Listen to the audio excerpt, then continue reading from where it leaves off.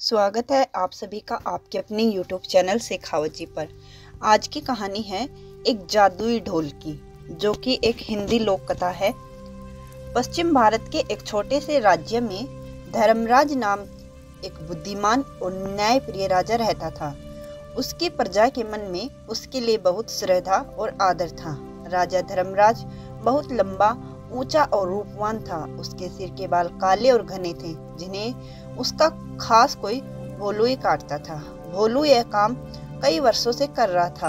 अपने शाही हजाम होने का उसे बहुत गर्व था, पर भोलू को एक बात का बहुत बड़ा ध्यान रखना पड़ता था। जब भी वह राजा के बाल काटने जाता तो उसे याद रखना पड़ता था कि वह राजा के साथ बिल्कुल अकेला हो। उस समय किसी का भी शाही कमरे में आना जाना सख्त मना हो। बात दरअसल यह थी कि भोलू राजा के बारे में एक राज जानता था। राजा के सिर के दोनों तरफ दो छोटे छोटे सींग उग रहे थे। यह बात सिर्फ राजा और उसका नाई जानते थे। जब भोलू ने पहली बार यह नजारा देखा तो वह भौचक्का रह गया, लेकिन उसने राजा से वादा किया कि वह इस बात का जिक्र किसी से भी नहीं करेगा। महाराज, आप निश्चिंत रहें, भोलू राजा से बोला। आपका यह राज मेरे पास सुरक्षित है। किसी और को इस बात की कानो कान खबर तक नहीं हो पाएगी। ऐसा सुनकर राजा धर्मराज ने राहत की सांस महसूस की। उसे डर था कि अगर लोगों को इस बात की जानकारी हो गई तो राज्य भर में उसकी खिल्ली उड़ेगी। हो सकता है लोग उसका आदर करना बंद कर दें या फिर नए राजा की ही मांग करने लगे। इसलिए भोलू के वादे के बावजूद राजा ने उसे सख्त हिदायत देते हुए कहा, भोलू, अगर तुमने अपना मुंह खोला तो जान लो सजा मिलेगी और देश से निकाल भी दिया जाएगा। भोलू हजाम के डर के मारे गिग्गी बंध गई। उसने कानों को हाथ लगाया और अपना मुंह बंद रखने की कसम खाई। कई वर्ष बीत गए। भोलू को अपना वादा याद आ रहा था। उसकी स्वामी भक्ति से प्रसन्न राजा यदा कदा उसे अच्छे अच्छे उपहार भी देता रहता था। पर समय बीतने के साथ साथ भोलू के सब्र का बांध भी टूटने लगा। उसके पेट में वह राज अब पचता नहीं था। वह चाहता था कि कोई तो ऐसा हो जिसे वह राजा के सींगों वाली बात बता सके, लेकिन राजा की चेतावनी उसे चुप रहने पर मजबूर करती थी। एक दिन भोलू राजा के बाल काटकर महल से लौट रहा था और रास्ते भर उसके सींगों के बारे में सोचता रहा। भोलू का घर एक छोटे से जंगल के उस पार था।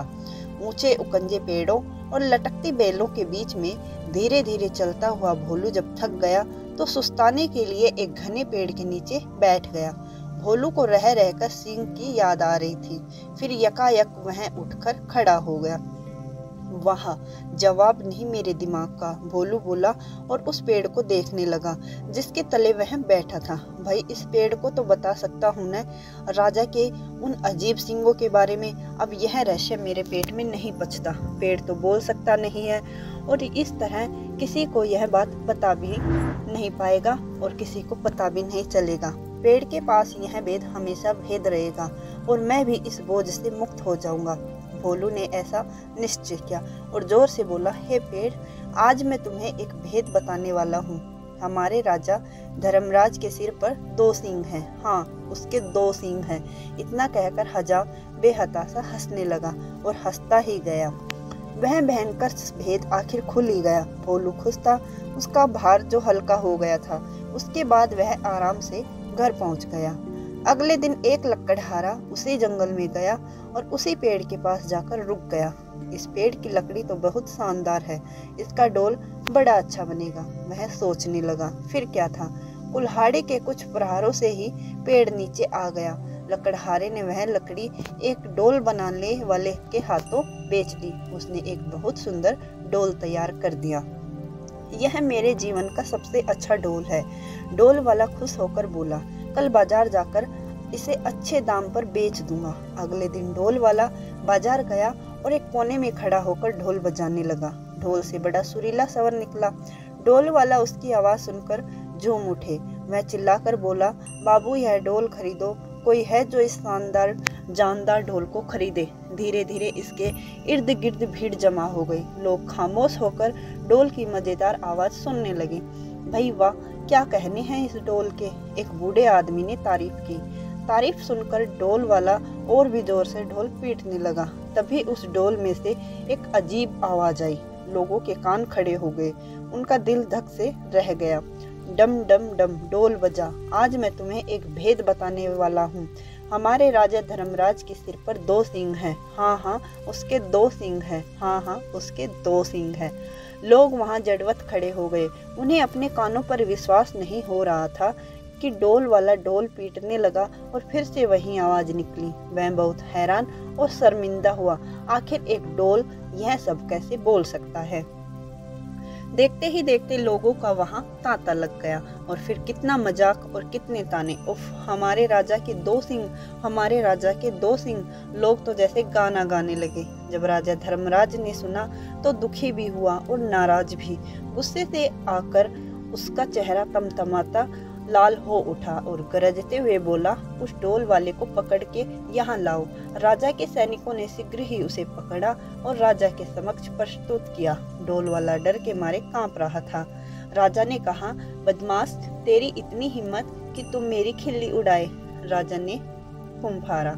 भयभीत डोल वाले ने राजा के पैर पकड़ लिए और बोला, महाराज, वह गिड़गिड़ाया, मैंने तो एक लकड़हारे से कुछ लकड़ी खरीदी थी और उसी से यह डोल बनाया है। मैं बिल्कुल नहीं जानता कि यह डोल ऐसी बेहुदा बात कैसे बोल रहा है।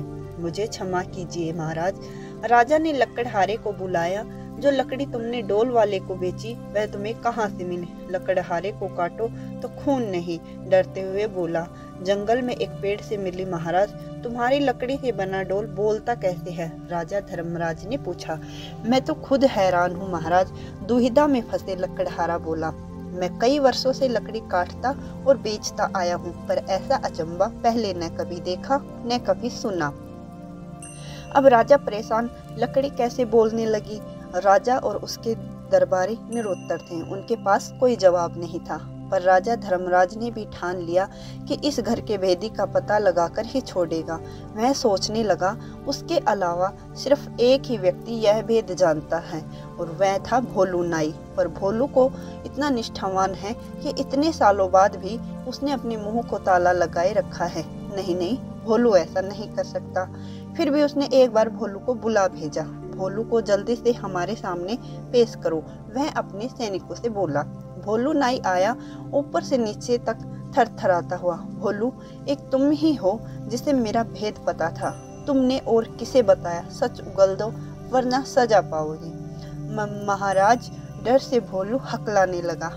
आप तो जानते ही हैं मैं कितने वर्षों से अपना मुंह बंद कर रखा है, पर मेरे लिए यह बात छुपानी मुश्किल होती जा रही थी। मैं चाहता था कि कोई तो हो जिसे मैं ये राज बता सकूं। बोलते बोलते भोलू रुक गया और सिर झुकाकर खड़ा रह गया। बोलते रहो। फिर क्या हुआ? राजा धर्मराज रुखाई से बोला। भोलू धीरे धीरे फिर बोलने लगा।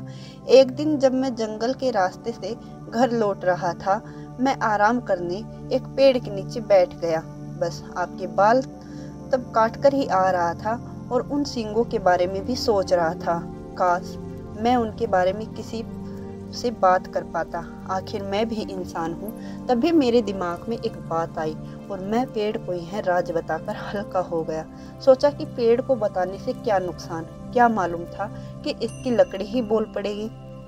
अब समझा, बुद्धिमान राजा ने पहेली बूझ ली। वह पेड़ जादुई था, सुन बोल सकता था, इसलिए उसकी लकड़ी से बने डोल को जैसे ही पीटा गया वह बोलने लगा। और जो कुछ तुमने मेरे सींगों के बारे में कहा वही शब्द वह दोबारा दोहराने लगा। जादुई डोल की उलझन सुलझाने के बाद राजा ने भोलू नाई की तरफ देखा। भोलू शर्म से सर झुकाए खड़ा था। लकड़हारा और डोल वाला भी पाने हाथ बंधे सजा का आदेश सुनने के लिए खड़े थे। राजा धर्मराज बुद्धिमान ही नहीं न्यायप्रिय भी था। उसने तीनों को क्षमा कर दिया क्योंकि वह जानता था